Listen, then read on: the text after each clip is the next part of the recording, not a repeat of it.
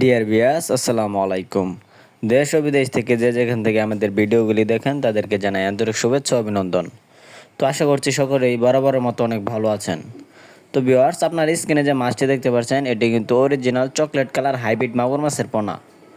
আপনারা যারা হাইব্রিড মাগুর মাছের পোনা ক্রয় করতে চান অথবা পুকুরে চাষ করে স্বাবলম্বী হতে চান তাদের জন্য মূলত আজকের ভিডিওটি।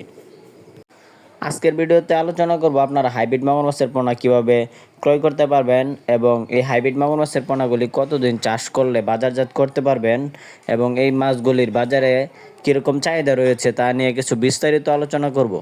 তো ভিউয়ার্স, আপনারা যারা অরিজিনাল চকলেট কালার হাইব্রিড মাগুর মাছের পোনা সংগ্রহ করতে চান আপনারা চাইলে আমাদের স্ক্রিনে দেওয়া নাম্বারে যোগাযোগ করতে পারেন। আমরা সারা বাংলাদেশের 64 জেলায় এই মাছগুলি বিনামূল্যে হোম ডেলিভারি করে থাকি। তো আপনারা স্ক্রিনে দেখতে পাচ্ছেন আমরা কিন্তু গুনে গুনে প্যাকেটিংয়ের মাধ্যমে এক জায়গায় মাছের পোনা হোম ডেলিভারি দিচ্ছি।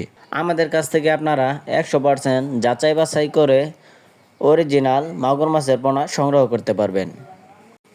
অথবা আপনারা যারা নতুন পুরাতন চাষি ভাইরা আছেন আপনারা চাইলে আমাদের হ্যাচারি থেকে এসে দেখে শুনে কিন্তু যে কোনো মাছের পোনা ক্রয় করতে পারবেন। তো ভিউয়ার্স, এই হাইব্রিড মাগুর মাছের পোনাগুলি আপনারা আমাদের কাছ থেকে বিভিন্ন সাইজের পেয়ে যাবেন।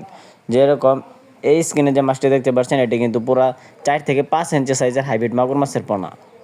এই পোনাগুলি আপনারা 3 মাস চাষ করে খুব সহজেই বাজারজাত করে দিতে পারবেন।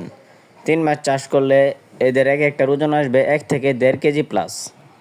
এবং কি অন্য সকল মাছ চাষ করার চেয়ে হাইব্রিড মাগুর মাছ চাষে অত্যন্ত লাভ বেশি, কেননা এই হাইব্রিড মাগুর মাছ সহজে মারা যায় না, এদের রোগবালাই খুবই কম এবং অন্যান্য সকল মাছের চেয়ে এই মাছের গ্রোথ সবচেয়ে বেশি, এরা তাড়াতাড়ি বড় হয়। আপনি যদি হাইব্রিড মাগুর মাছ চাষ করতে চান তাহলে আপনার পুকুর প্রস্তুত করার কোনো প্রয়োজন নাই। আপনি চাইলে আপনার যে কোনো নোংরা আবর্জনা পুকুরে কিন্তু এই মাছগুলি খুব সহজেই চাষাবাদ করতে পারবেন। হাইব্রিড মাগুর মাছের প্রধান খাদ্য হচ্ছে মুরগির নাড়ি ভুড়ি, পচা পান্তা ভাত, গরুর গোবর, ব্রয়লার লিটার ইত্যাদি ধরনের খাদ্য কিন্তু এরা খেয়ে থাকে। তো ভিউয়ার্স, ভিডিওটি ভালো লাগলে অবশ্যই চ্যানেলটি সাবস্ক্রাইব করে রাখবেন এরকম মাছব্যাপী নিত্য নতুন ভিডিও পাওয়ার জন্য। ধন্যবাদ।